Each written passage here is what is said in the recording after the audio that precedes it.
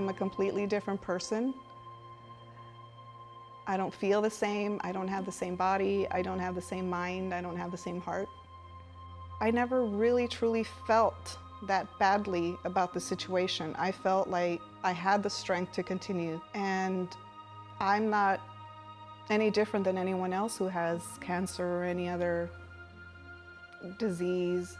So let me just get through this the best that I can. I'm fortunate to have the support that I have, but I also felt like now it's my job to educate, to share, and if one person can hear my story and go have her first breast exam, that can be what saves your life. The timing of cancer is incredible. You don't know how fast it can spread in your body, and you won't know that until you see a doctor. I had felt my own lump the night before. Very next morning, I called my doctor and she asked me to come in.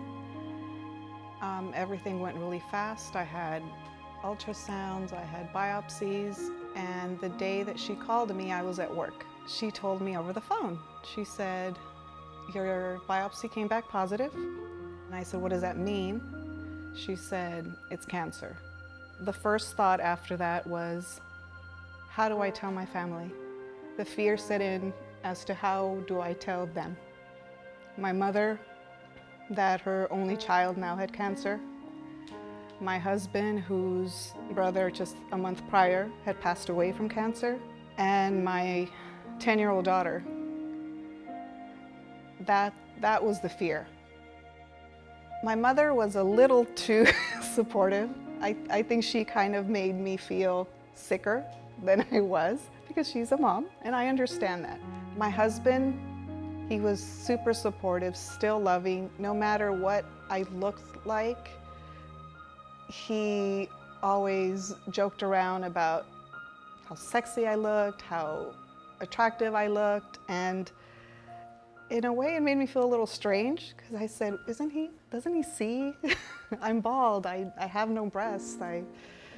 And he was supportive, and I had close family who didn't react to it so well, and instead they kind of detached from me, and it was hurtful. But my faith, my medical team again, who was very open and very supportive, and that made me very comforted. I always was waiting to have the major meltdowns, and it never really came.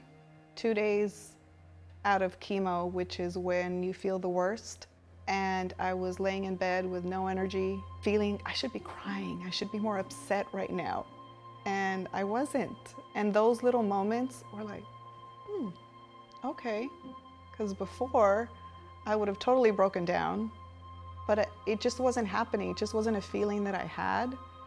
So I said, okay, I'm gonna let it go. When I lost my hair, I thought I had very long hair, and my husband said, "Do you want to go get a haircut?" And as I started to lose it, I said, no, let me go through the process. And I just felt at peace with that situation, and I let it all fall out completely until I had a few strands. And I was okay with all of those situations where I thought I would break down more, where I would be more scared. I just wasn't. I said, you know what? You feel good in your mind, in your heart, and just get through it. I don't have anger or resentment anymore. I just think about it as a memory, and I feel like God blessed me with that during that time, with that ability to move on, because what I went through was much bigger than those situations, and I was able to now be at peace. When we go through something that serious, and when other people around you don't understand, because people also see you, that you get up, you get dressed, you put on makeup, or you go to work, oh, you're all better now.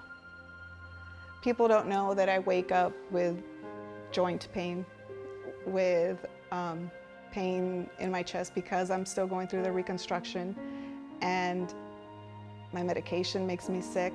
I'm gonna go with my regular day and people think, oh, she's back to normal. It's her. It's not me. I try to make the best of it. I do appreciate when people close to me don't always ignore it and pretend like everything's okay when they say, you know, do you mind if I ask you a question? I say, not at all. Whatever you need to ask me. And that makes me feel better because they're acknowledging what I went through, which was almost a year of my life. I guess it's always important to know that people do care about your journey through it.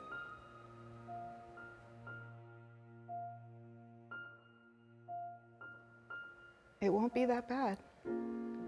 You'll survive it, and